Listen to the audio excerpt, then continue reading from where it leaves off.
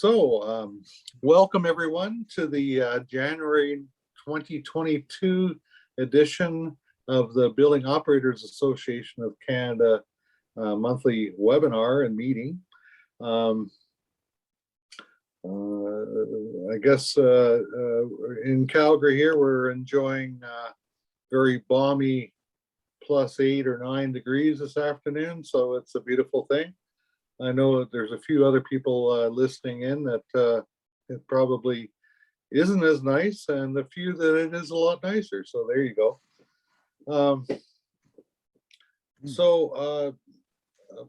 Probably I'd like to remind everyone. I think we sent out our magazine a few days ago, and so we're right now publishing our magazine digitally, and then emailing it out to you. And so you'll get it as a member, and also we've been sending it out via LinkedIn. So if you've joined us on LinkedIn, then you'll get it as well. I'd like to remind everyone that if you'd like to, if you haven't already joined the Building Operators Association, it's easy to do. You can just go to www.boacalgary.com, and then somewhere that's our website, and then you'll be able to find a link to register to join. So it's a pretty easy website to navigate. And there's all kinds of different information on there that is put there as a resource to you. So another thing is that there is links to past webinars that we've done. So we've developed quite a library now of webinars on various topics. And so you can either access the links through our website, or you can go onto our YouTube Building Operators Association of Canada channel, and you'll see most of them there. Not all of them, but for the most part, most of them are there. So you're welcome to use them as a resource. There's lots of good information in there. So we're looking forward to getting some speakers for the, through the spring here.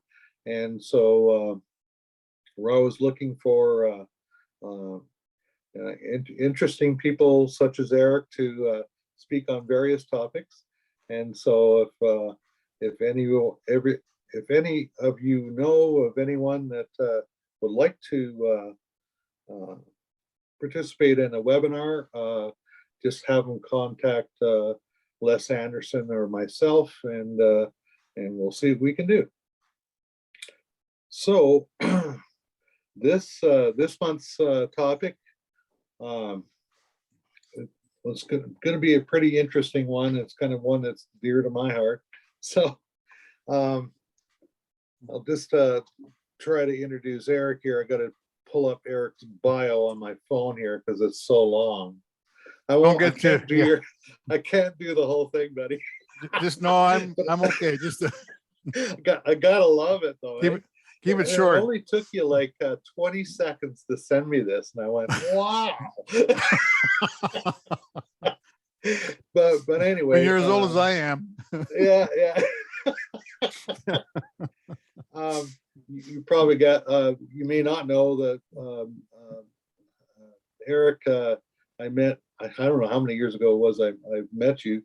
I think I've been a member of ASHRAE for over 20, so it's been a while ago, beyond my memory. How's that? So anyway, I got a hold of Erich to give this little talk on cold climate building design guide. And Erich is interesting Calgarian, fellow Calgarian, eh? Yeah. And and has made quite the international name for himself through ASHRAE, and that's a beautiful thing. So Erich is, you have your own little consulting company that's called Erich Binder Consulting Limited. Hence your email address. You know, I got that right away, and you're saying others don't quite get that, eh? Yeah. So Erich is a independent engineering consultant with an extensive experience in sustainable design of commercial, institutional, industrial, cold climate, heating, ventilation, and air conditioning, plumbing, fire suppression, and specialty mechanical systems engineering. Well, there you go. You kind of got it covered, Erich. I do. Like I say, I've been around a long time, so I'll be 48 years in ASHRAE this year, and in the industry. So, so I started out as a student, though, so I think it was in grade 1. Great. It was actually at SAIT, so, but that's beside the point. Well, there you go. So you're also a certified risk manager, and that's another interesting, whole different topic on things. We'll have to do a separate one just on that. Sounds good. That would be fun. And anyway, so just to go through multiple things, I guess you're director at large with ASHRAE, and you're a distinguished speaker with ASHRAE on various topics, and this being one of them. And this cold climate thing you've been involved with right since its inception. I think it was all your fault, wasn't it? It was, yeah. Hell froze over because of me. And anyway, just mentioning SAIT, your RET, you went through SAIT. Yep. I think you're a year ahead of me or something. I don't know. Anyway. We were within a year or so of each other. Yeah. I got one or two more gray hairs than you. Yes, I end up aircraft maintenance engineer, so slightly different. But then, you know, we end up the same place anyway. Exactly. That's the nature of our industry, isn't it? Everybody ends up here through osmosis somehow. They start off somewhere totally different, but yeah. So anyway, a long list of credentials, and I'm not going to go into all of them, but we're good because we want to hear your presentation. So sounds good. There is a long list of stuff, which is pretty cool, and congratulations for at least getting that accomplished. That's pretty amazing. So thanks. Kudos to you. So I'm just gonna. The way this works, everyone can, if you have any questions during the presentation, and of course you will, just type them in on the Q&A, and then I'll keep an eye on that, and then I'll ask the questions verbally, either through the presentation or after, probably after, but we'll kind of see how it goes. Okay. And so without further ado, Erich, let her buck. Sounds good. I'll just get my screen up and running here. Let me know when you see it. Yeah, you're coming hot. Am I coming up hot? Okay. All right. Sounds good here. So let me just kind of get going here. So I see from the list of attendees here, there's a few of my old partners in crime. Actually, a couple here helped out with this guide. David Lima and Rick Westover. And I see Kevin Delahunt's here too. I haven't seen Kevin. Hi, everybody. And I know Mark and Les and the rest of the crew there. Those I don't know, I'm hoping that sometime I'll be able to see you maybe live and in person when we get through all this COVID stuff here, for sure. So cold climate building design guide. This was something that we kind of came out of ASHRAE back in 2012. We hosted the cold climate conference here in Calgary, and before that, there's a bunch of us in the industry always said, we got to put together some sort of a design guide or, regulations or recommendations or best practices or something, because there's so many things getting screwed up. And one of the things that I find, especially most of the work that I'm doing currently, is a lot of industrial stuff. And the way the industrial stuff work, one of my biggest clients is like Worley Parsons, and they've got like 60,000, people engineering around the world. And what they're trying to do is they're trying to, get some of as much work done out of their lower cost areas like Pakistan, India, China, and what have you, right? So they're trying to get a lot of that work done there. But some of those people, they never even saw a snowflake, let alone cold, right? And this presentation here, when I first presented, I presented to a number of people in those countries, and they're just flabbergasted when they see some of the pictures. They just cannot, to them, if it gets below 72 or 20 Celsius, right, they got sweaters and parkas on, and they're freezing, and their teeth are chattering. And they got no concept what minus 40 is. So that's one of the reasons that we kind of did this. And with all those guys, they're doing some of the engineering work in these locations. Also, a lot of in the oil and gas sector, which I've done a lot of work in as well. A lot of the designs of up here and for Alaska have been done out of like places like Louisiana and Texas. And until last winter, Texas was didn't know what winter was, right? But so now I'm going to be going to Texas and all over Texas with this presentation. But anyway, so this is the presentation here. It's actually one that I've put together for ASHRAE as part of the Distinguished Lecturer Program. So the first couple of slides just kind of are the typical ASHRAE type stuff. So I'll zip over them. Here's a phenomenal picture here. This is methane gases in the lake here, and this is the Lake Abraham. Just it's that Saskatchewan crossing, halfway between Banff and Jasper. And it's just so I always say, like, cold doesn't have to be nasty, because people always say to me, like, how the hell can you live at minus 20 or minus 40 and all that kind of stuff? And I said, well, it's not all bad. It's not like we're just huddled into our buildings and we kind of just wait out the winter like we're bears or anything like that. So, but that's kind of how I like to start it. So as I mentioned here, this was this guide was developed in 2012 as part of the Cold Climate Conference, and we've actually just got a new revision out to it as well. So. And actually, the people in Calgary were very instrumental in getting this book together. And it's actually one of the few books that's actually the first book that ASHRAE ever published that has jokes in it. So at the end of every chapter, there's a joke. So if nothing else, if you read the book, the good part is you can get a good joke or two out of it, if nothing else. So anyways, but we wanted to make it a comprehensive source for technical information to assist the designers. And not just the designers, but even the building operators and the constructors and everybody else, right? How to have successful buildings in cold and extreme cold climates, right? And so this is kind of the objectives here. I won't read them, but this is kind of, what the objectives were. Obviously, to me, quite often the weakest link are the commissioning and the operating of the building.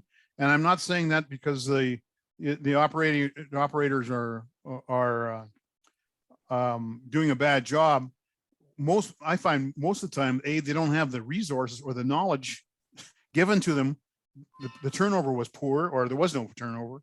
And the other thing too is that they don't have the proper education, or if they come up with some sort of new fancy piece of equipment, the operator might be very experienced, but he doesn't have any knowledge of that system. And some of these guys, some of these engineers can come up with some pretty wild and crazy systems. And you almost need to be a brain surgeon just to kind of figure out how to turn the heat on and off, let alone how to operate the machine, the system itself. So, but obviously there's lots of challenges in the cold climate side of things here. And the idea here is to kind of help you out. So here's kind of some of the topics that included in here. Obviously, what is cold climate? Sustainability, human comfort, big one, utilities, the design, the HVAC calculations that are required, the building process. The biggest one, chapter in the entire book, is the building envelope, because that's the most critical. If you got a crappy building, man, oh man, it makes it sure ugly to heat and cool those buildings, doesn't it? And then obviously design considerations, controls, commissioning, maintenance, and operations. We've got a new chapter coming up on oil and gas facilities and some of the off-grid and seasonal type applications as well.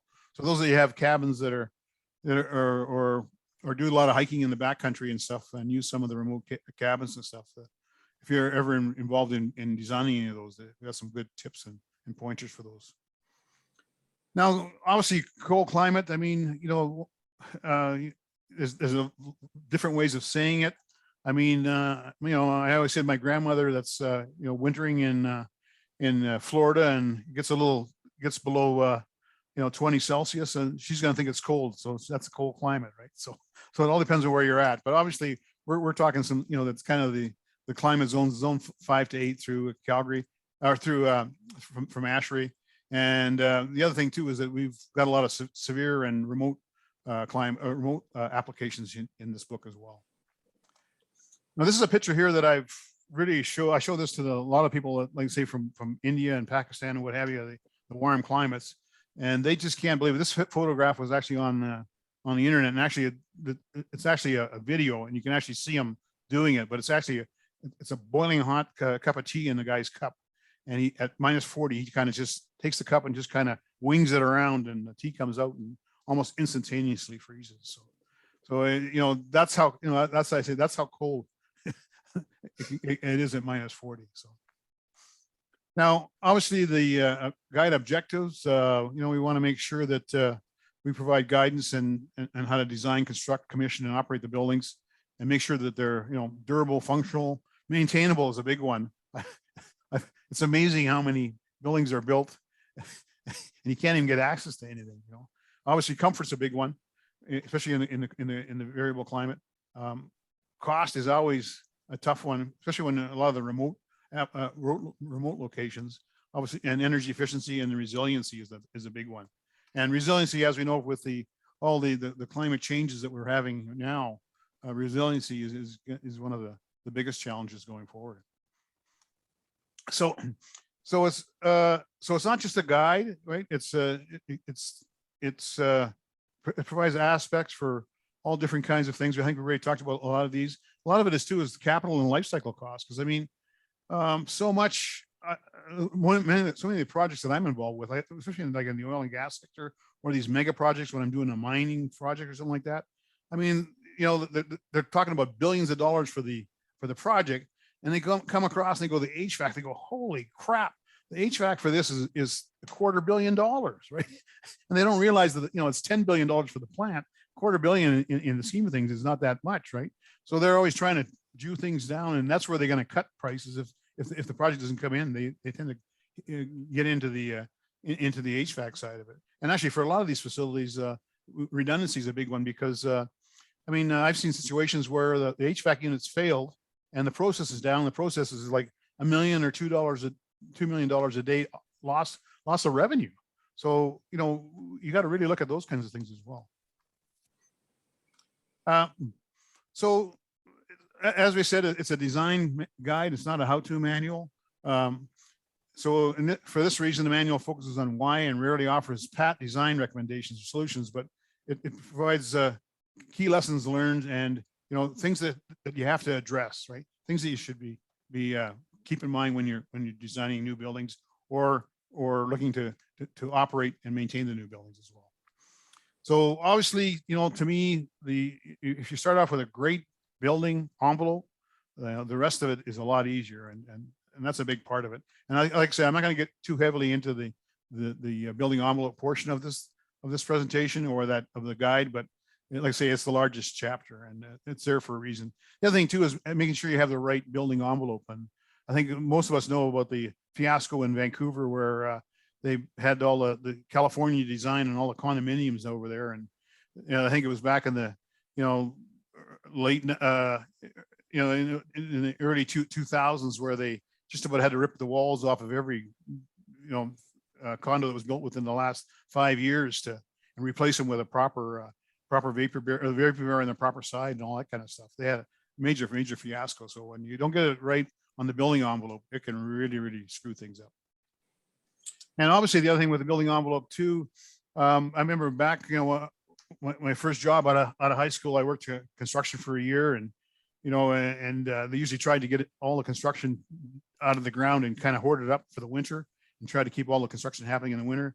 course, now we can build almost year round, with hoarding and heating and all kinds of different things. But still, I mean, obviously it's better if you can get it done at the right time frame.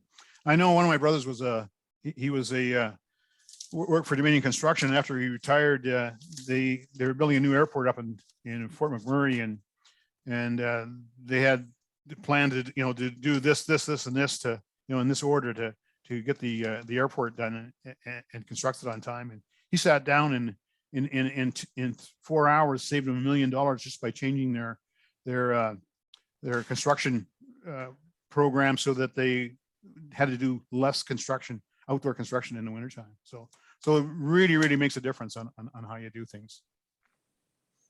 Now, obviously, we've all seen these ugly, stories of poor building envelopes and what have you. And even just the last couple of weeks here with the cold snap here, my wife looks after a number of vacant buildings, and I've had to go in there and kind of, they've had frost situations like this, ice build up around sliding glass doors and everything else, and furnaces that died, a hood vent that came out of the counter, one of these fancy new ones, and it was frozen right up, and the backdraft damper to the exhaust fan was broken, all that kind of stuff. So lots of challenges for sure.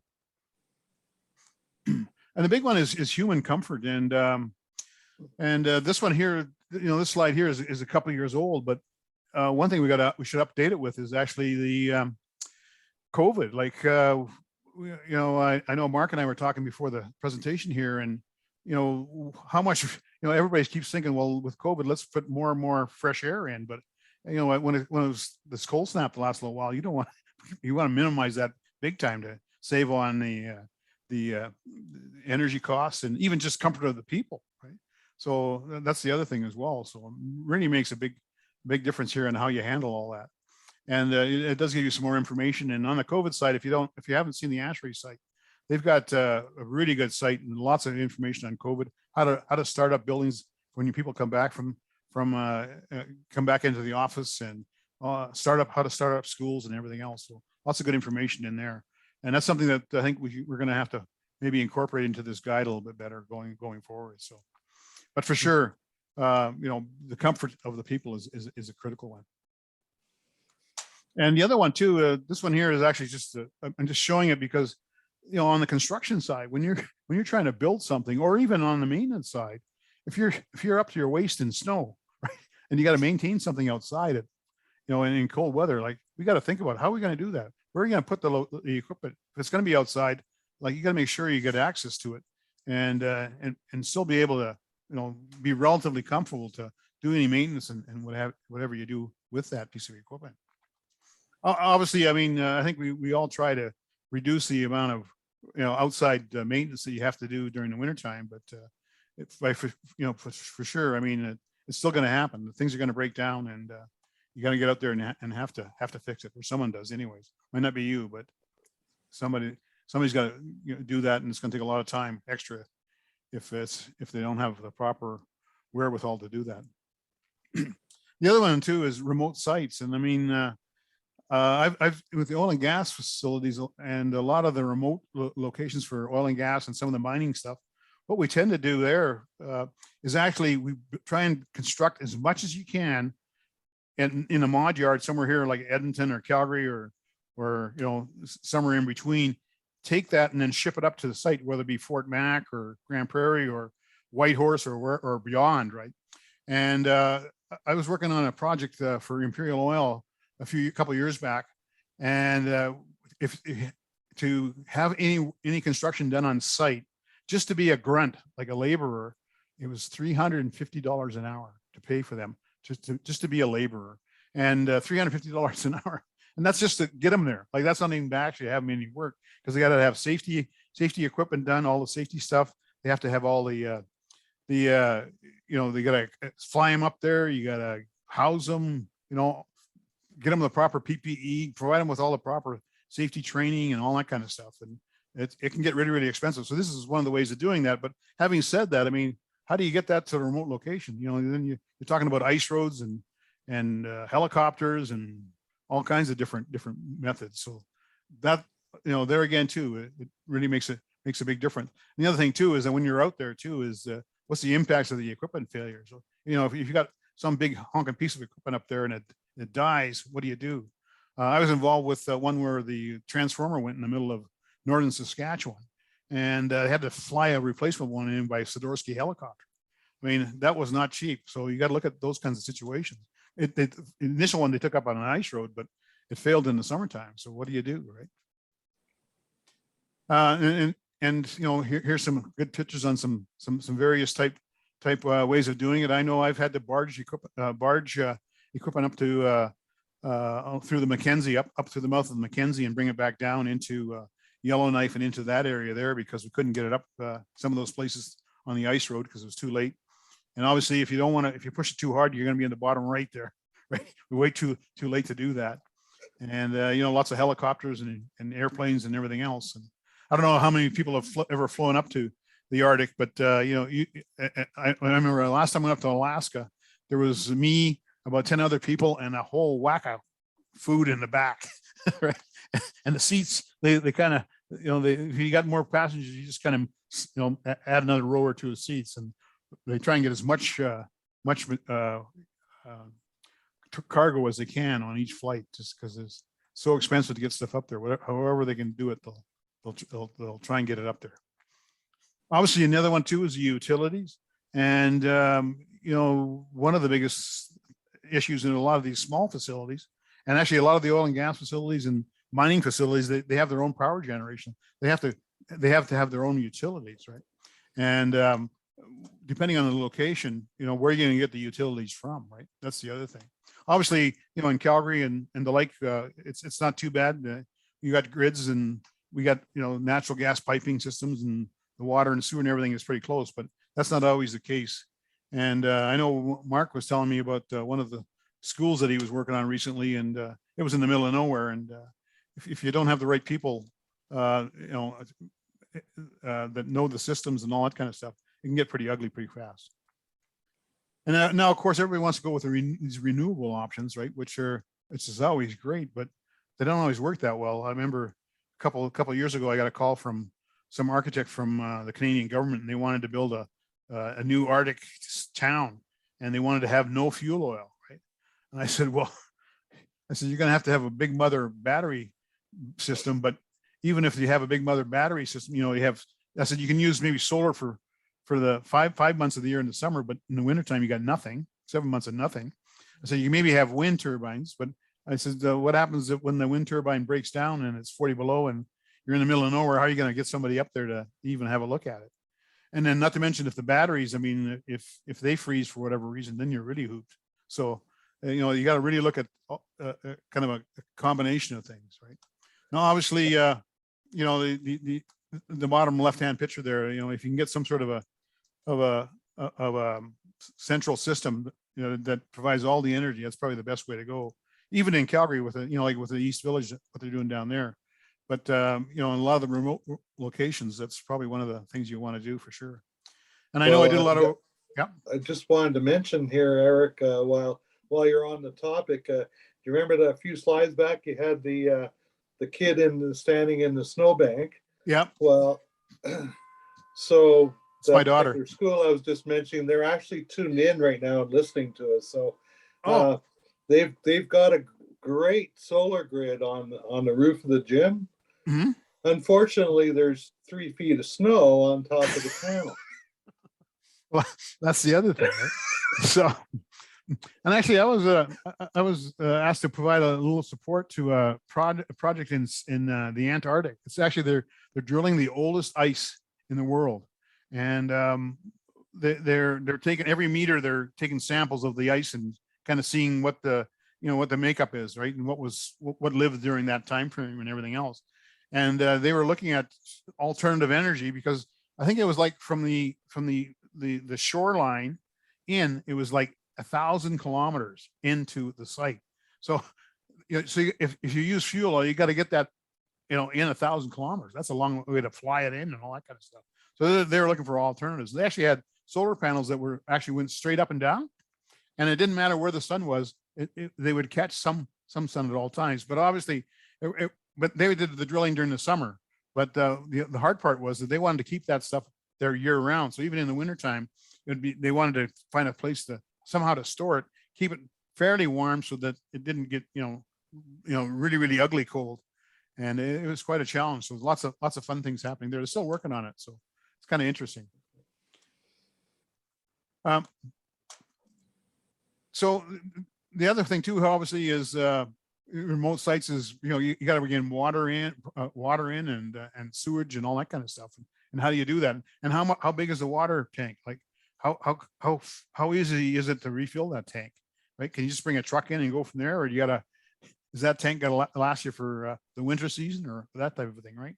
And then the other thing too, I really like this sign because this is potable water only, because right next to it was one that said sewage. So you wanted to make sure you hit the right the right valve. I should have took a picture of the other one too, but that was up in one of the pretty remote sites for Trans-Canada Pipelines. And then here too, here's a fire hydrant, right? But look at it, you can hardly even see it. So you got to put a flag on top of it, so when it does snow, that you can figure out where the heck the fire hydrant is. Not to mention, try and keep that thing warm. You pretty well got to heat trace it, right? So, all those fun challenges that go with it. And then on the left-hand side, that's actually a heat traced sewage tank, and it actually slides in and slides underneath that building that's raised up as well, right? So, and the same thing there too. You got, how much sewage are you going to generate? How many people are going to be in that? It's an office, actually, a remote location. How often you got to pump it out? How easy it is to get a pump out truck out there, right? And then even here on the right-hand side, you can see it's the electric heat tracing on the rainwater leader, because those frost up mighty quick. And not to mention, there's usually where the gravel is, there's usually a big patch of ice in the wintertime too. So makes it pretty ugly. And then fuels, obviously, what kind of fuel you're going to use. And then one thing that's really important with the fuel oil is not just to keep it warm. You can see this one here is insulated, but you got to make sure that that when you select your boiler or your heating plant, that the fuel oil is that type of fuel oil is available in that location. Because maybe it's a type 3 instead of a type 4 or something. And then, if you got the wrong heater there or the wrong burner, it's not going to be pretty tough, making things happen for sure. And then, and even here you get some more pictures of, what's available. And the other thing too is with propane, propane freezes at, I can't remember what it is now, minus 42 or something like that. It actually, well, the vapor, it vaporizes, and then of course the vapors freeze, right? So you really got to be careful. I don't know if you ever tried to use your barbecue. I tried to use mine a couple of weeks ago. It didn't work too well, but so you got to be careful when you use propane. The other thing too is that with a lot of facilities that I deal with, there's they've got pipe racks and some of the pipes are actually on the big racks, and others are in these utility corridors, and some of them are individual pipes. So individual pipes are heat traced and insulated, and other ones you have, like in the top picture there on the right, there's probably like 4 or 5 different pipes that go in there, right? And then the hard part is if you got a leak, how do you got to pretty well rip that thing apart just to figure out what the leak is and patch it. So lots of challenges and lots of fun to keep it from freezing. The other thing that's happening now too is that with a lot of the muskeg now with the global warming, a lot of the muskeg is thawing, especially in the summertime. And then they've got these pipe racks and stuff on there, and they're heaving and everything. Things are going all out of whack because the ground is thawing. So now we've got to air condition the ground to keep it frozen, right? Got to refrigerate the ground to keep it frozen, so the buildings don't fall over and the pipe racks and all that kind of stuff stay upright. So lots of fun things, in those utilidors and pipe racks and buildings in general. And the other thing too is that the HVAC systems, a lot of the systems I'm working on, they have a lot of data centers, they have a lot of electrical rooms that a lot of VFD drives, and I know on the HVAC side we got a lot of VFDs, and they're small horsepower, but I've got situations where I've got like 20,000 horsepower motors on a VFD. Well, a 20,000 horsepower motor with a VFD, it's probably about a 50-ton cooling unit that's required to keep that VFD from melting the building, right? So you got to really be careful when you got those huge VFDs, and sometimes you got 3 or 4 of those in one building. And it's like a wind tunnel in there, and you got 120 to 150 tons of cooling in a small building, right? Just to keep the VFDs cool. It's crazy. I mean, there's other ways of doing it too. Now, for now, actually, the best way to do it now is you actually bring the air in right into the VFD and you exhaust it right out.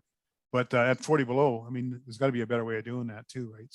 So there, we do put a bit of a recirc in there to kind of preheat the air and everything else. But it can be a lot of fun. But what I'm saying is that those air conditioning units have to operate sometimes when they're whether it's minus 40 or plus 40, the HVAC units got to run. So, and obviously, you get cooling towers here issues, right, where you get freeze ups, and these units here on the right, these condensing units there for process cooling. So sometimes the process needs the cooling too, not just the building or the electrical room or data center. It's the actual process that needs it as well.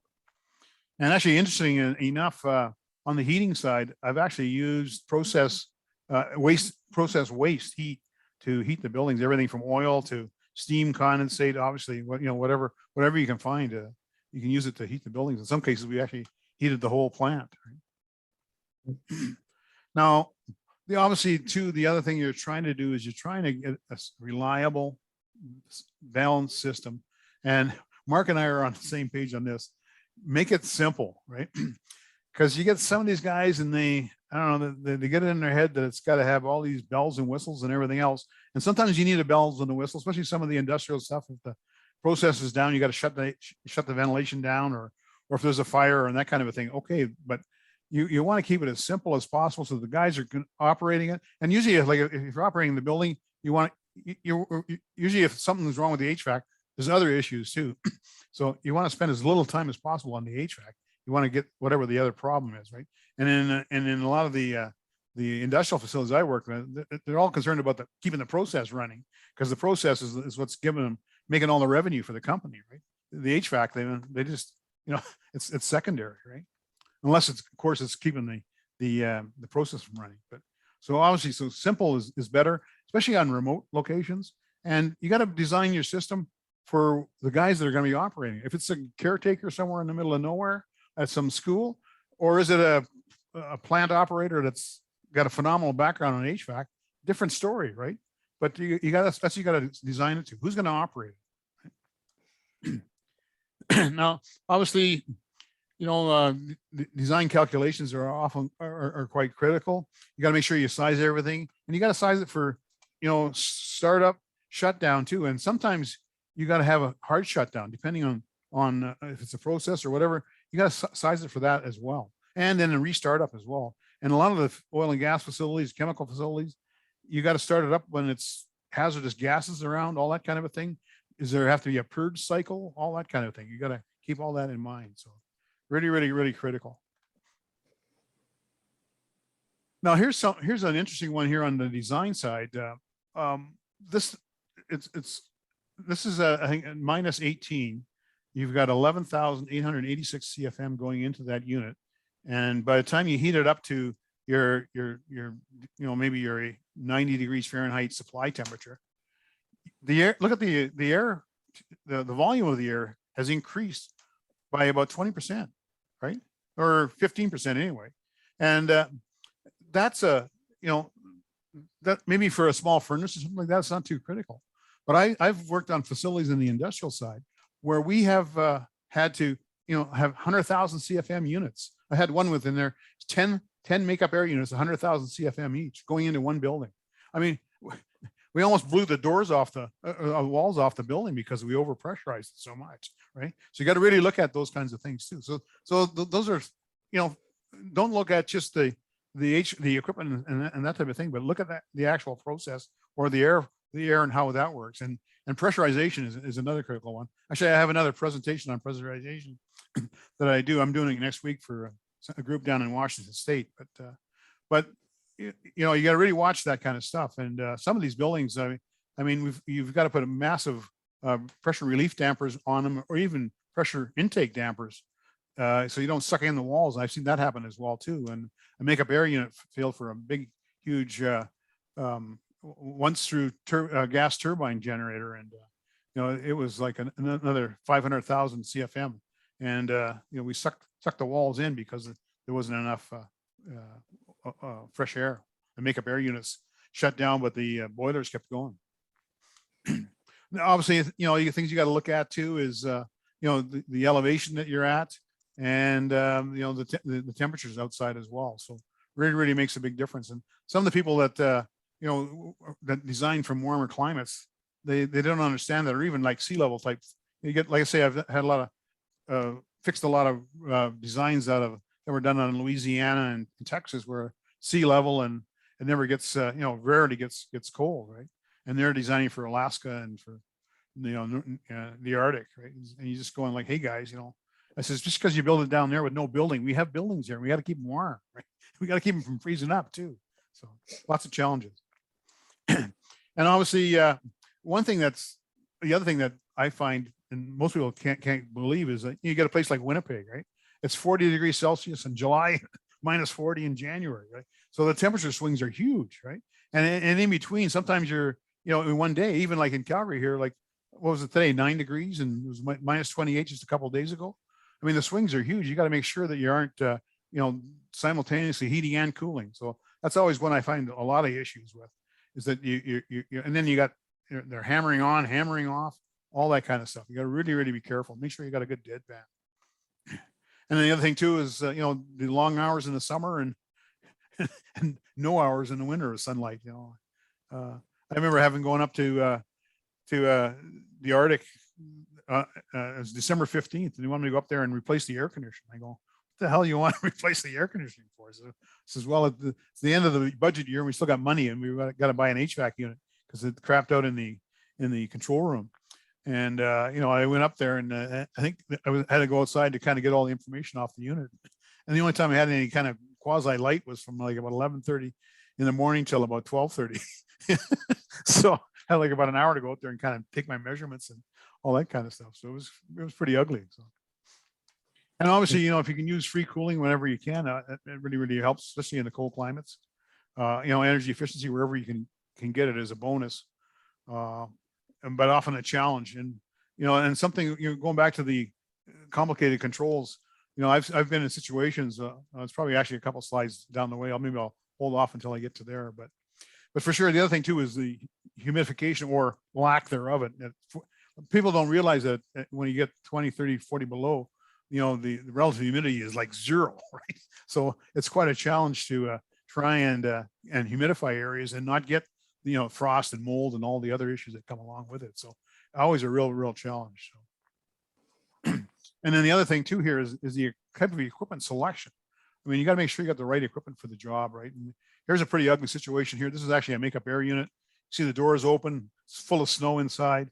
Up here, are the two intakes. They're frosted right over from condensation, right? So, and here's another example of some outdoor air intakes and relief. There's icicles everywhere. Real challenge, right? How do you prevent that from happening? How do you keep the building warm or properly pressurized inside when all this kind of stuff is happening to your system?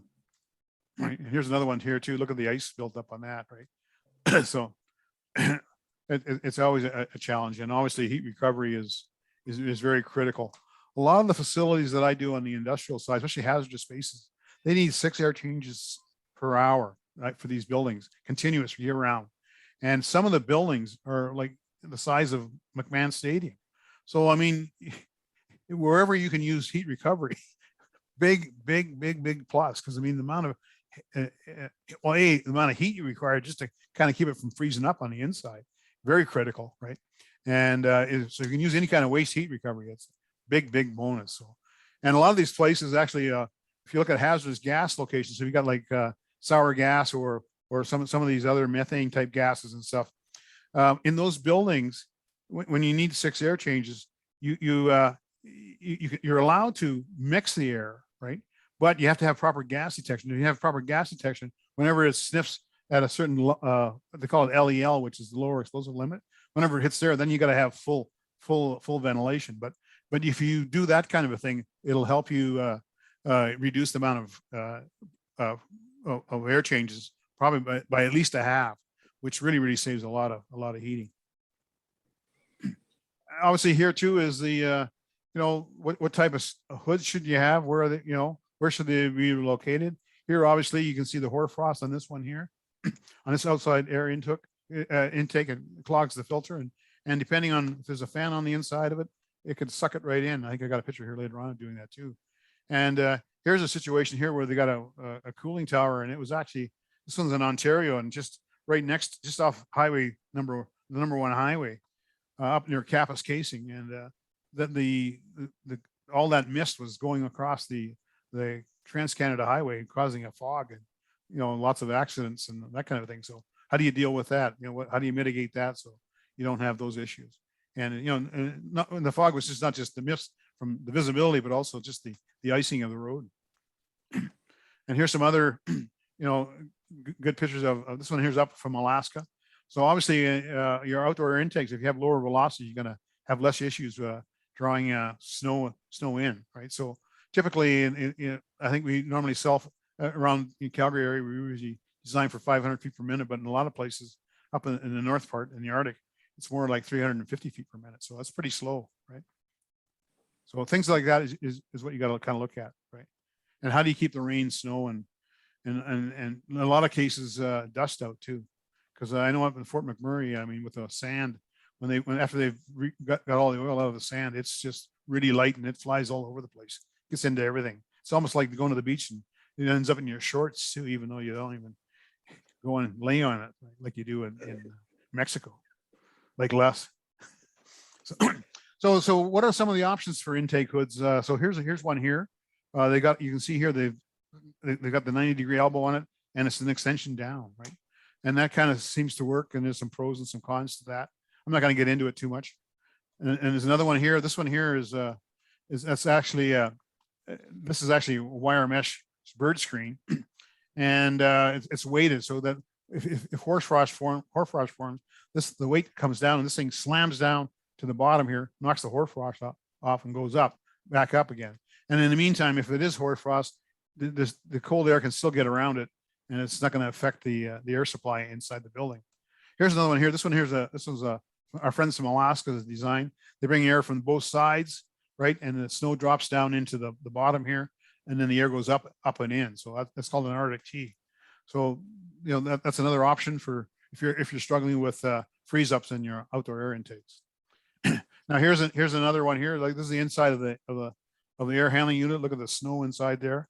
And this is actually in the previous slide. This is on the left here. This is this pivoting screen. Well, in this case here, there was so much condensation from the process around it that the pivoting screen kind of broke. So sometimes you got to look for other alternatives. Even you've got some pretty good alternatives, and then you got to look for something totally different. In this case here, we had to take the exhaust that was really close by, and we moved it up another 10 meters up higher, and it eliminated the issue. But still, you got to really be careful. This one here, this is a building that's actually in the Antarctic, and these over here on the side here, these are the outdoor air intakes. They're actually on the bottom of the building, right?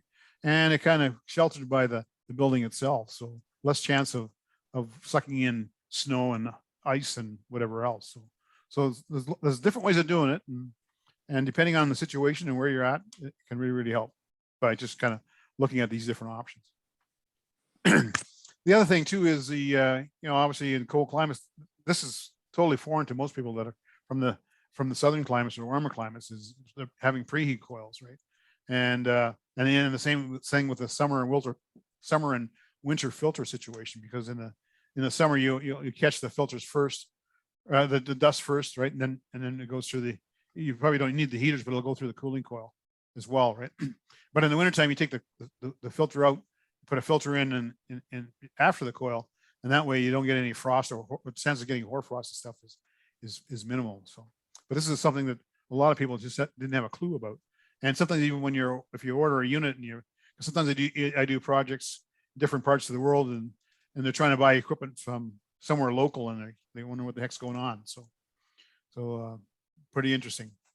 And then obviously, what kind of filters do we need? And in this case here, you can see the hoarfrost on these. This is a picture actually Lima provided. And as you can see is that some of those, most of those ones are installed 90 degrees to where they're supposed to be as well, right? They're not even installed properly. So now, obviously, too, the other thing that's happening now with the COVID stuff is that a lot of people are wanting to have at least MERV 13, and a lot of people are just ripping out MERV 8s and putting in MERV 13s, and the fans are struggling because the back pressure on the fans just can't handle it. Especially a lot of the furnaces and the smaller HVAC units, really a problem. You can't just, most cases, you can't just take a MERV 8 out and throw in a 13. Right? The static pressure is much higher. Obviously, too, mixed, with the mixed air situation, you got to use properly mixed blended air blenders, or if you can, you try and offset the outdoor intake with the return, but you can't always do that depending on the situation. But if you got to use that, and even having insulated dampers, big, when you shut things down, that's 40 below outside. This is something that we should probably put on a job that I was working on just today. So where the damper was just a flimsy piece of metal, and it was icing up on everything on the inside. The other thing too is on the outdoor air intakes, you usually want to insulate at least for the first 10 feet, even on the exhaust as well. Keep the condensation down to a minimum. Now, heating options, obviously depending on what building we're at. Obviously in Calgary here, we use boilers and a lot of gas type fired equipment and what have you.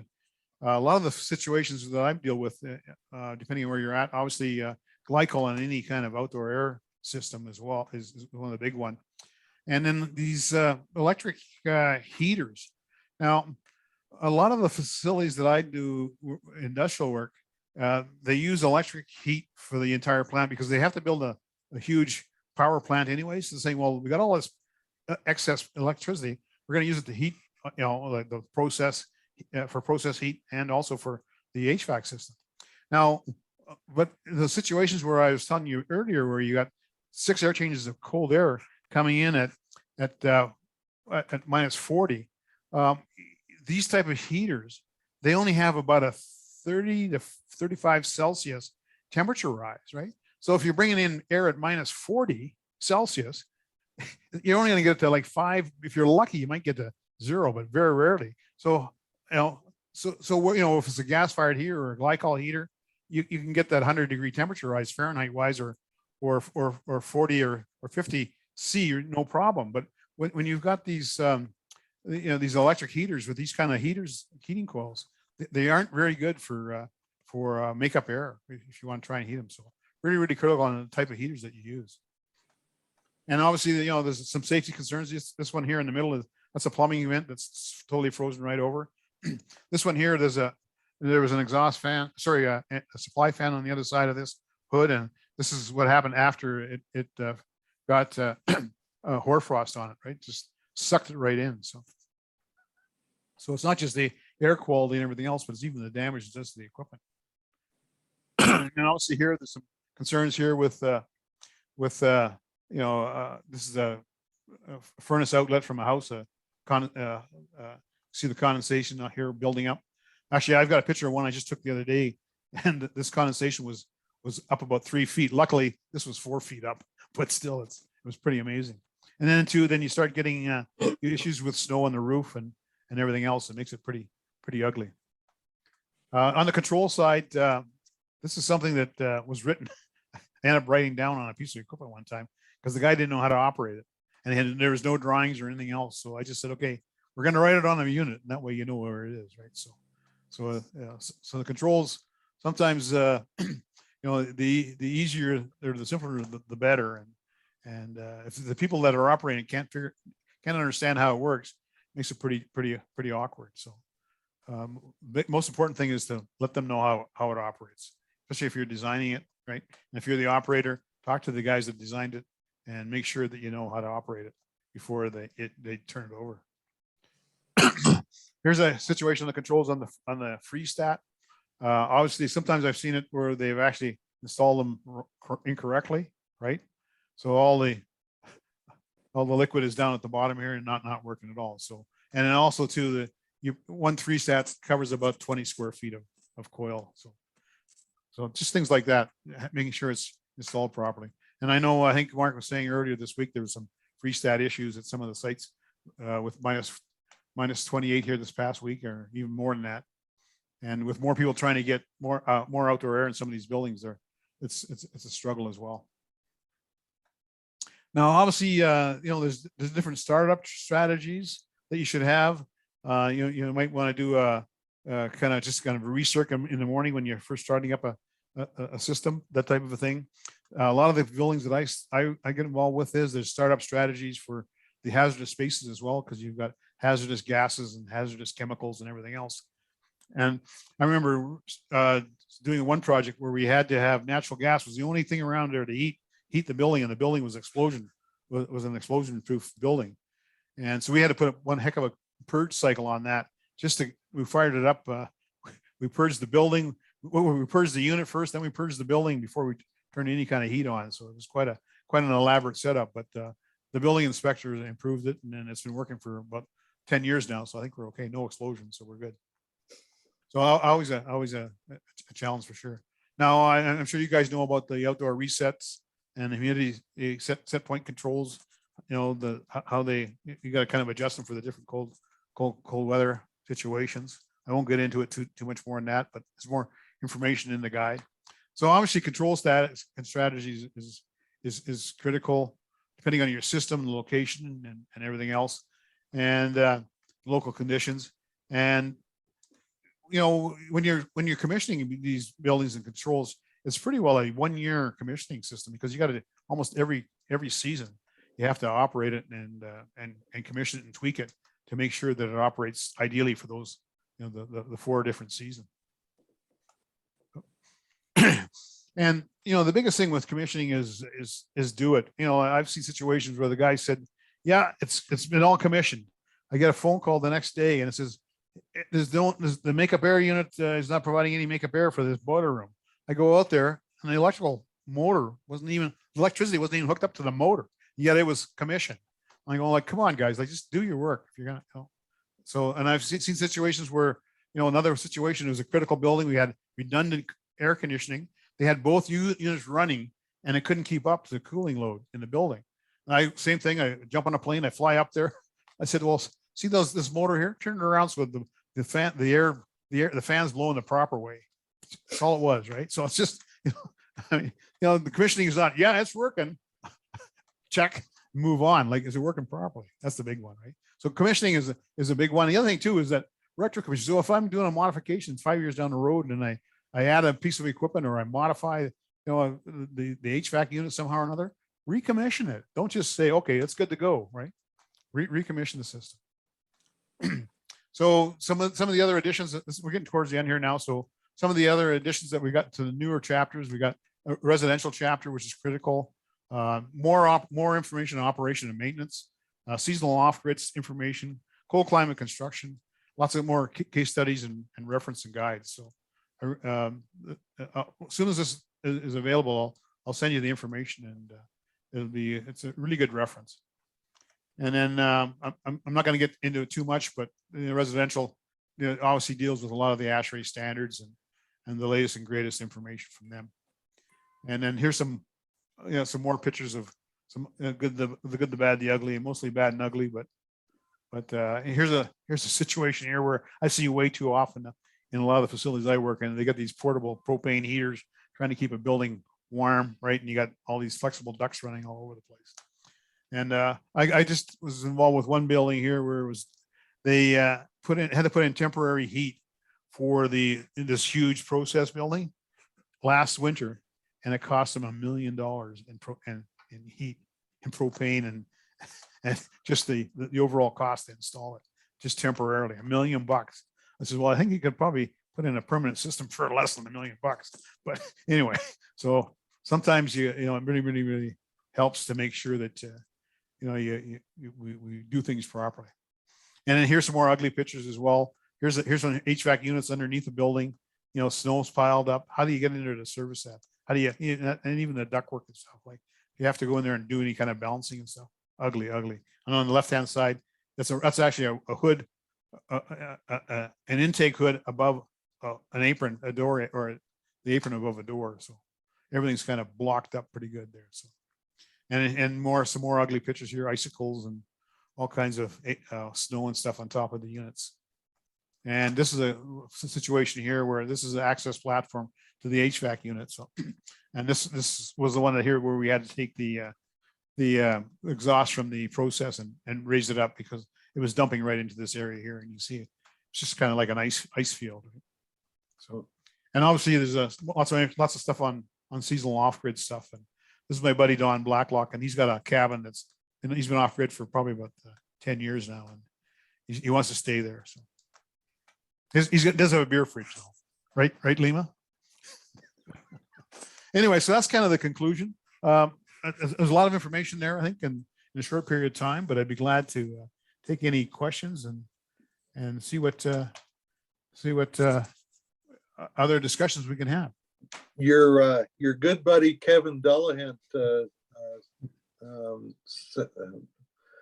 asked the question. This was when you're in the humidification section there, and didn't want to. You were on a roll there, so I didn't want to stop you. But anyway, how do you provide humidification, especially when the recommendations are 40 to 60% RH? Well, so I know, back, probably even as early as 10 years ago, a lot of the electrical rooms and the control rooms, they wanted to have static free and all that kind of stuff. And we put in all kinds of steam humidifiers and all kinds of different stuff. And what would happen is, as soon as nobody would look after the humidifier. As soon as it plugged up, they'd just say, piss on it, and they'd leave it anyway. So now actually most of those jobs, I don't do it. I don't put anything in there. If it is critical, then we will do it, but I don't try. I try and keep this time of year, like the last cold snap there at minus 28 or whatever it was, and maybe minus 35 with wind chill and stuff. I try to keep it around 20 in my house. And I find that, with hardwood floors and all that other kind of stuff, if you can kind of keep it around there, I think you're doing pretty good. I'm living in an apartment right now. So actually I've got a separate humidifier that I just run. I run it at high speed at night, and during the daytime, it's a little quieter. I just run it to, and I usually manage to keep it around 20. I find it's not too bad. But to keep it at the 30 or 60, then you got dripping walls and you're causing mold and other issues, right? So, but realistically, I think if you can kind of keep it around that 20 in the real cold climate stuff, I think you're doing pretty good. I'm not sure if anybody else has got better experience with it, but one of the other things that needs to be considered is equipment selection. Yeah.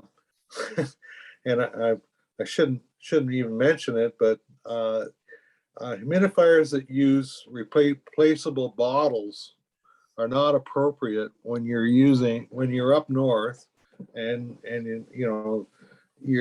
the outside humidity is zero, like you're saying, and very often the inside of a building would be, the humidity will be 9% or less. Yeah.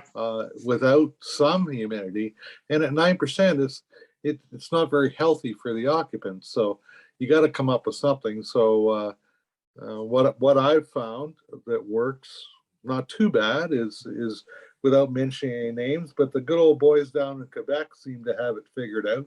So they make some pretty good humidification units. They're steam, but it works, and and it's you don't, they're maintainable, rather than you don't have to replace a bottle every week. Yeah, because you're trying to, there's so much volume to keep up with, especially if you're using 100% outside air units. Like, it's just brutal. Yeah. Well, I got a project that I was working on. It was up in Fort McMurray, and it was a huge process building, and the process gave off a ton of humidity, right? And and most of the buildings up in Fort Mac, to kind of save energy, they try and keep them at about a minimum of 10 degrees Celsius, right? So and quite often when it's 30, 40 below, it's minus 10 or plus 10 in that building. But what was happening in this building, it was like it got so much humidity that you couldn't see, like, 4 feet in front of you. Like, it was really, really ugly. And this was a huge building. So you had to walk through this building and basically just in a fog.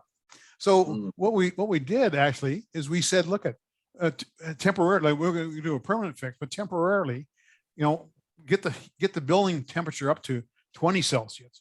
And just by doing that, because the warm air holds more moisture, just by doing that, it made a huge difference. And was it perfect? No, but I mean, at least the guys were able to work in there during that winter. And then we fixed it in the following summer.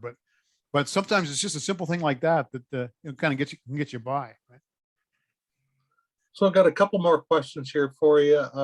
We're running a little bit over, but it's no big deal. I don't think we still have everyone here, so sounds like everybody's hanging in there.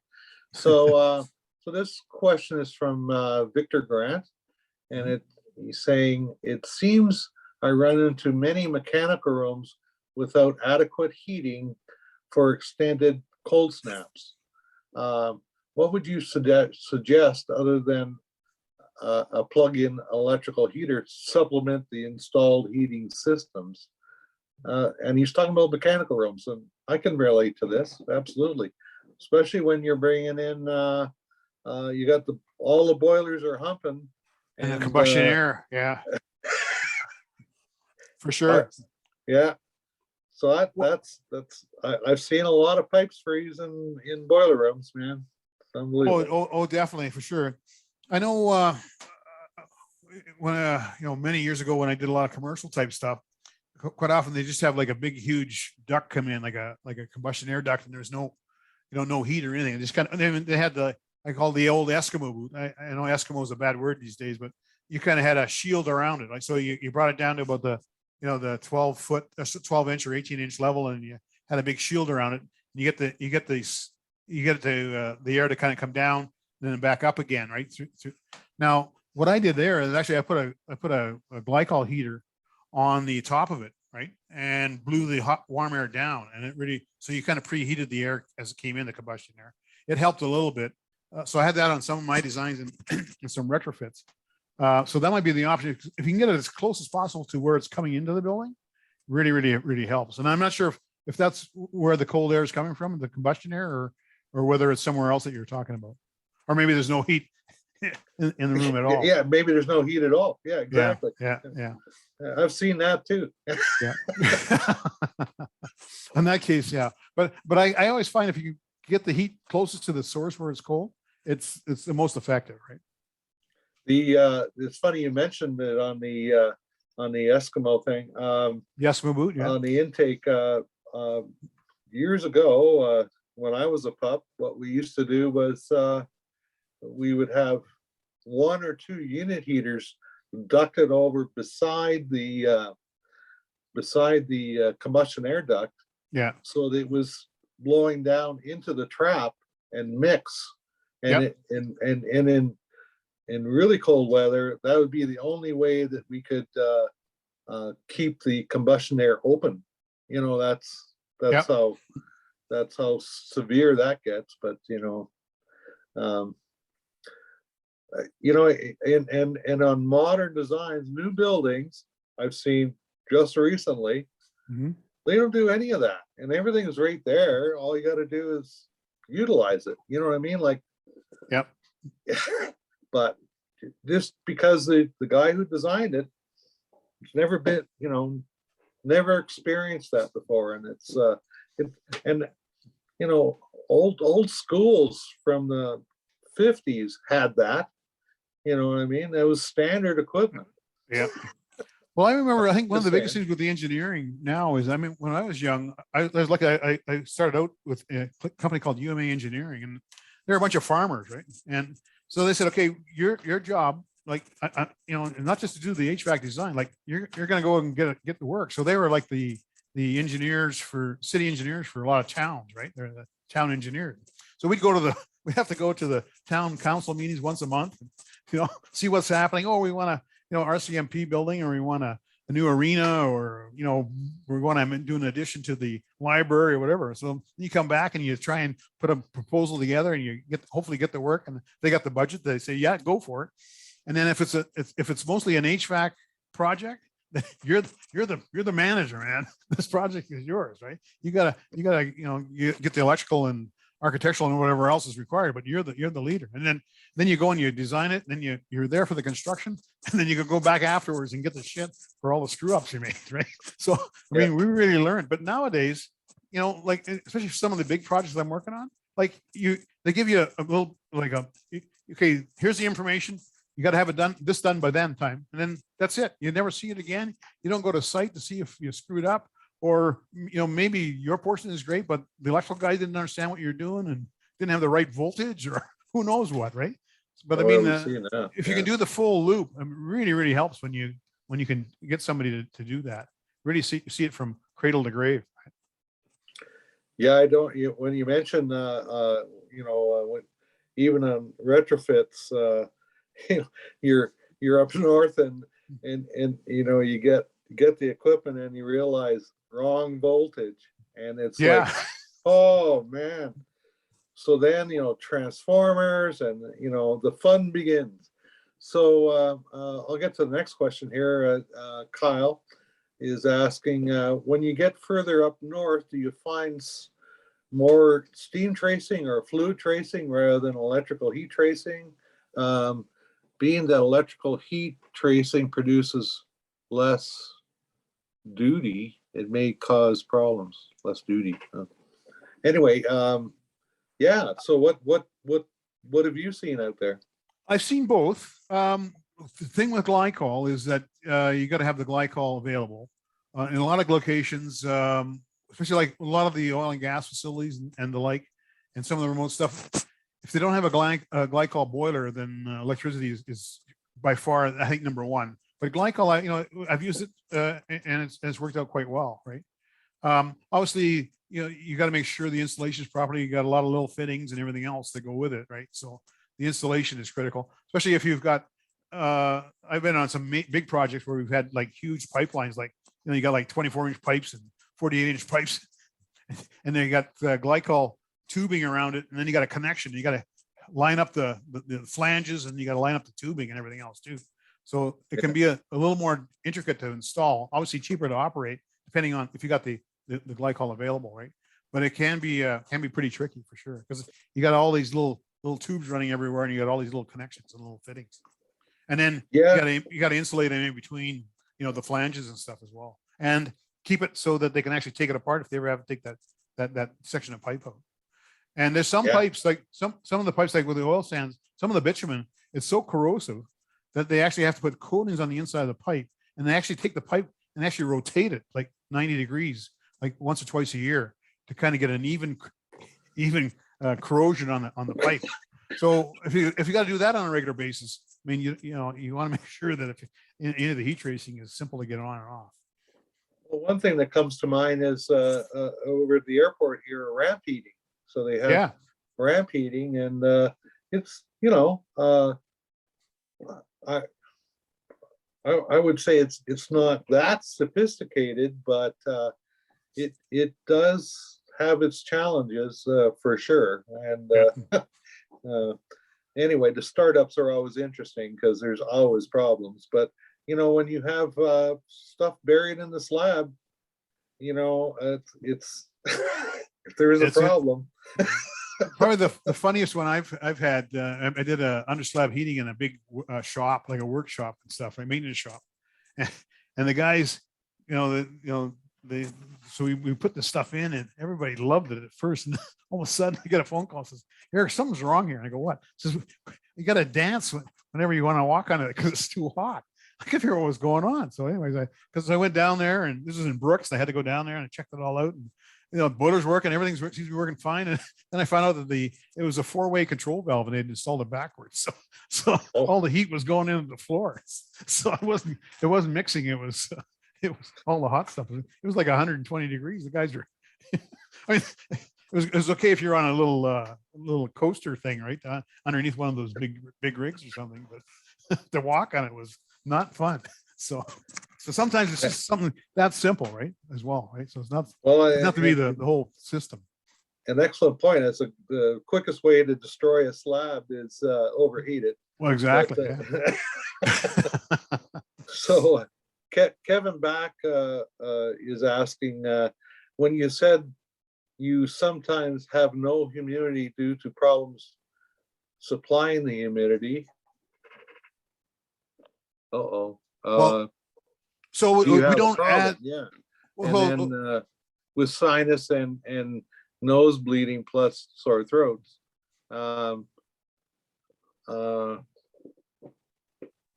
Reference to delta temp to say 100 degrees, etc. I'm not sure what he was asking there, but anyway, yeah, that the effects of low humidity is quite extreme, and from a comfort point of view, and so humidification is a big deal, and I know here in Calgary that not very many places bother humidifying, but up further north, if you don't, man, it's it causes serious health problems. So yeah. anyway, Well, I know in my the last the humidifiers I had in the residential, I've always just used the drip type, and they found them to be good. I've used the drum ones, and I've used the spray ones in the past. I mean, they get gummed up, and most people are lazy, and once they get gummed up, they just forget about it. At least with the drip one, you got to just change the pad, like every 2-3 months, and I find it's reasonable, right? Reasonable amount of effort, and you got a reasonable amount of humidity. Is it the best? No. And then what I did too is I had a little just a mister that we used in our bedroom to sleep in, and because I find that's probably when you really need it the most is when you're sleeping. So I mean, but there's also little tricks. Units, yeah, on high volume air handling units, like we used to have evaporative cooling just with cells, humidification cells. And then there was, the problem was then a lot of the old ones used to have sumps, and then we had to get rid of the sumps because the bacteria problem. And then the solution to that was, well, just run the water to drain while you're going through, you'd be spending a fortune on water just trying to feed the evaporative cooling. So it's a big problem because trying to control those bacteria problems and all of that on top of everything else. It's a huge challenge, and really I haven't seen I've done a lot of retrofits putting in steam humidifiers. Some successfully, some not so, because of product problems more than anything. And that's almost like we have to go back to the old steam boiler, scenario. Keep it simple, but it always works, kind of thing, in order to make that work. Well, it's funny. The last house I was in, the furnace was 40 years old, and everybody was telling me, like, you're in the industry. Why haven't you got a high efficient? I said, it's working great. I said, so if I could go out and spend $5,000 and get a whole new system, I said, but it's only cost me an extra, maybe $200-300 for energy consumption for the year. I mean, and like I just had to replace one furnace here for a friend, right? Not too long ago, like during this last cold snap, and it's 6 years old, right? Yeah, brutal. I mean, and I go, so this one lasted 40. If I put another one in 6 years' time, I got to go replace it again, right? So that's the other thing that frustrates me with the equipment. And you try and get a part, right? Like you get a motherboard for one of those things. It's like $2,000. I go, like, crap. Like, give me the new furnace, throw away the furnace, and give me the motherboard. It's probably cheaper, right? Not quite, but I mean, it's just, and so that's the biggest frustration with a lot of these the equipment that I find is that they get so cheap with the construction on it that or it gets so complicated that one little thing is a loose wire somewhere and you got no heat, right? It's pretty sad. And then how do you need some high price technician to figure out what the hell's going on. So that's one of my pet peeves. And I know in Europe now, if you build anything, whether it's any kind of appliance, heating appliance, fridge, stove, dishwasher, you got to have parts for 30 years, right? And Oh, really? yeah, Oh, well, wow. I don't know about you, but I've gone through fridges and stoves and washers and dryers like crazy in the last 20 years. Before that, I bought one and it lasted me like 30 years, right? Yeah. It's just Yeah. all the new stuff. It's the BIC approach, right? Just throw it away. Well, You don't fix it, you used just to throw it away. be for controls and stuff. It was like with Siemens or whoever. It Yeah. used to be 7 years, right? Yeah. So they would, well, I mean, it's not like you want to put a new control system in every 7 years. It's like, Yeah. holy smokes. The control system should go for 25 years. Yeah. And so anyway, I digress, but it's so the other thing I was glad you mentioned it was winter filter position racks. Like such a simple thing, right? Yeah. And what happens is they're buying all of these packaged units, or where they build them up and then the sections go together. It's quite common these days. Mm-hmm. And so when you're buying the thing, you got to specify that you need that winter rack, because this stuff is built in the States and they don't have such a thing. Yeah. And so there's no room to put a winter rack in. So you can't retrofit it. Yeah. So you gotta, you need a whole section for that. And I don't know how many times I've seen that where that's missing.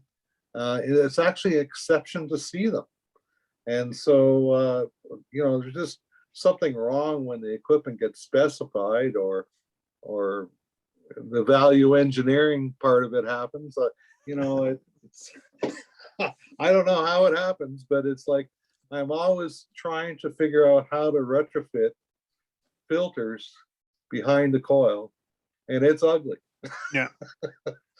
Yeah. I remember my first new car I really bought. Glad to see that you mentioned the freeze protection, because number one, the first thing that I always look at, and it's always wrong. Always. And it's like, it's just, I don't know. I guess people just don't understand how this works, but yeah. But in a lot of cases, whatever, the problems are done. It's not rocket science. It's just, like, if you don't know it, it's like, like ASHRAE also has a hot human design guide, right? So if I'm going to build something in Saudi Arabia or Philippines, I'm not going to just use the knowledge that I have here now. I'm going to, check out and see what they do there, because obviously there's other issues for the warmer climates, right? Yeah, yeah. Well, this was very excellent, Eric.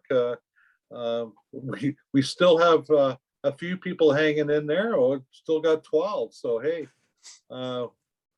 it's been fun.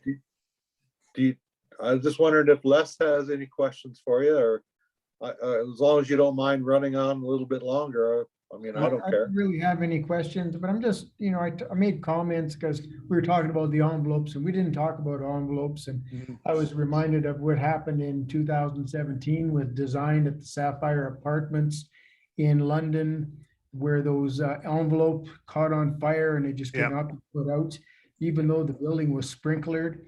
And that changed a lot what happened in Canada. Some of that very same material was being used in Canada and all had torn down. So our knowledge of today is gained from what happened yesterday. And that's the same with you, Eric. Experience comes with a price, and you just can't buy it. And so you need to have good engineers that understand the northern climates to come and look at facilities if you're going to make a change.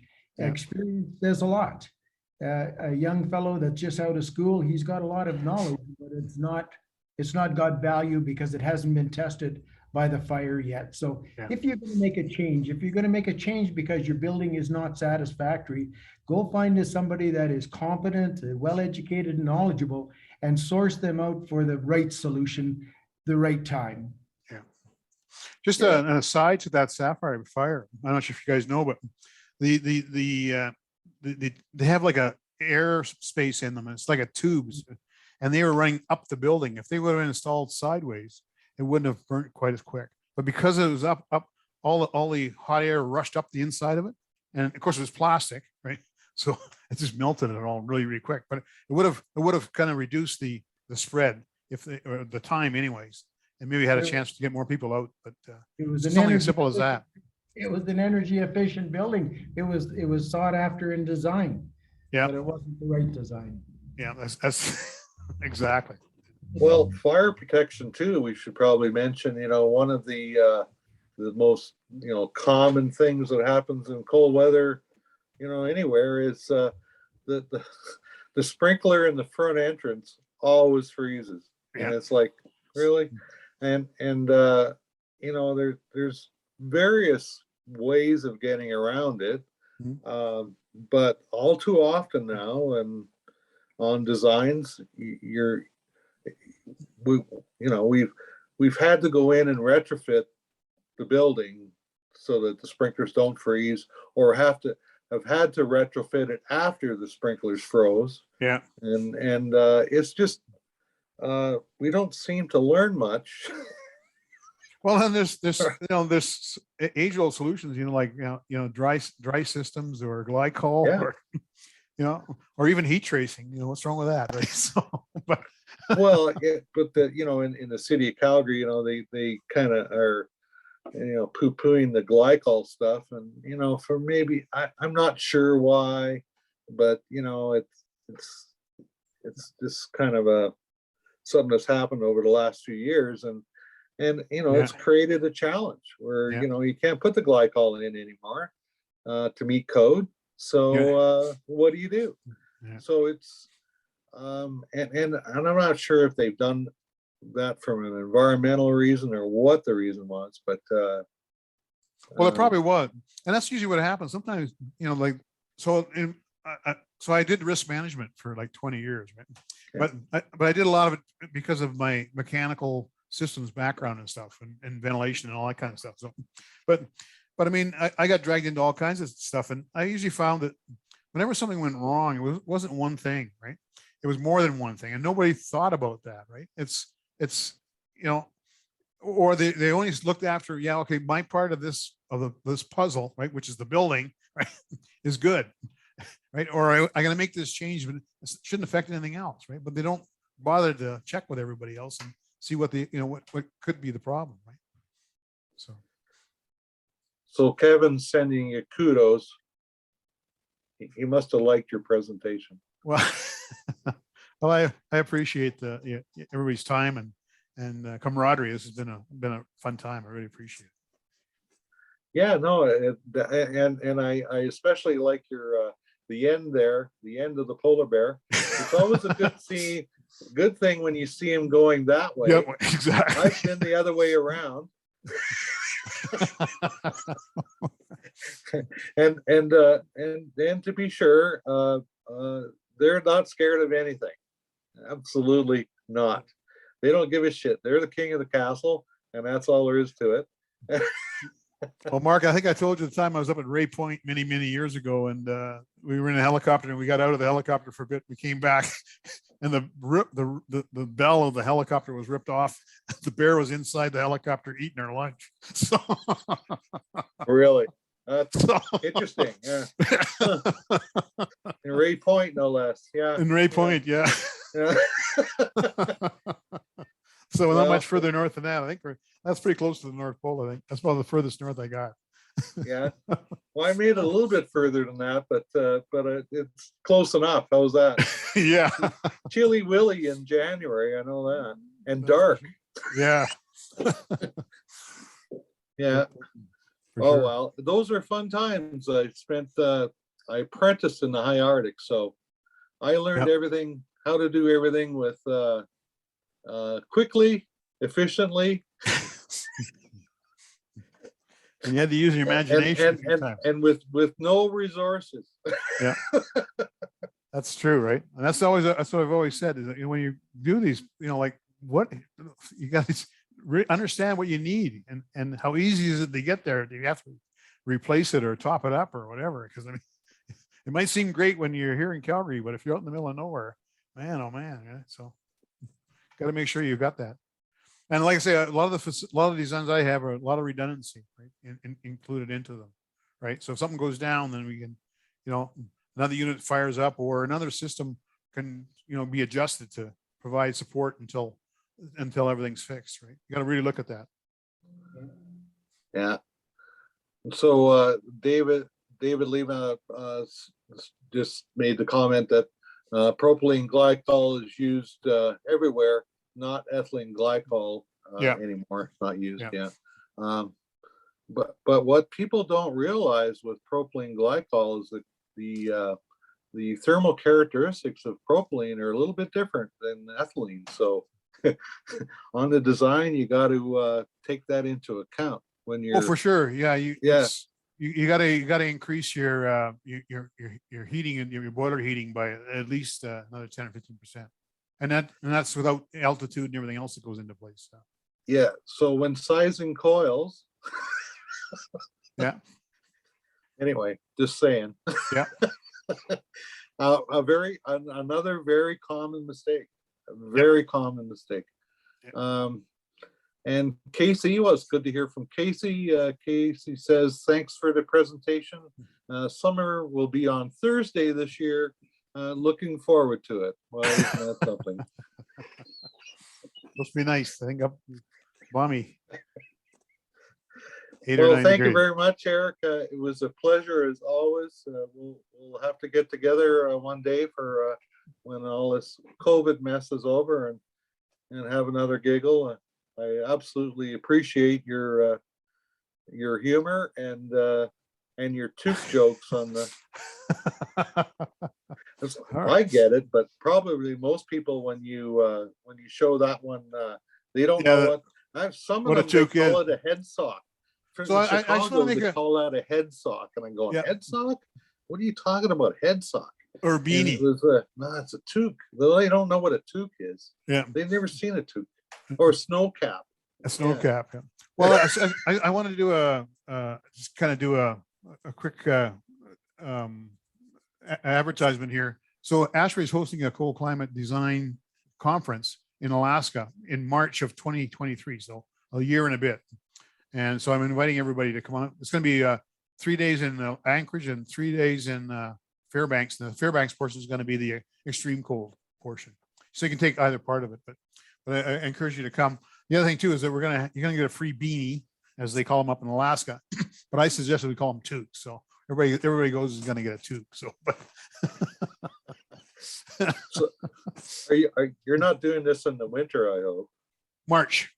It's actually the start. Not too bad. Well, no, it's the start of the Iditarod, and the Iditarod is the world championship dog sled race, right? Yeah. Well, that'll be good. Yeah. So anyway, so I encourage you people to come, and I'll send you the information on it. So, and if anybody wants to do a presentation, they're welcome to submit one. Be good opportunities, especially from the operation and maintenance side of it. Be really, really good. Yeah, an interesting thing. Do a little bit of shaming. No. Anyway, I would never do that. Lessons learned is always a good one. Just say the names, leave the name out of it. Yeah. So, but other than that, I'm just glad I'm retired. I don't have to freeze my ass anymore. It's all good. Well, sounds great, guys. You everybody take care, and we'll talk to you soon. All right. Cheers, Eric. You bet. Bye for now.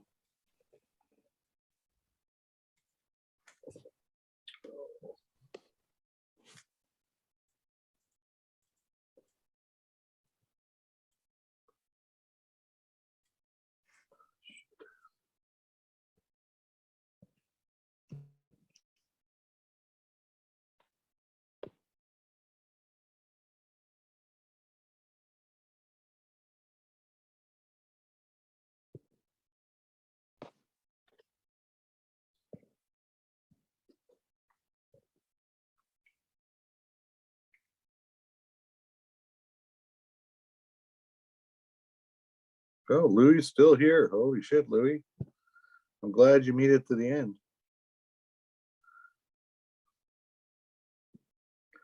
Just trying to figure out how to turn the thing off here.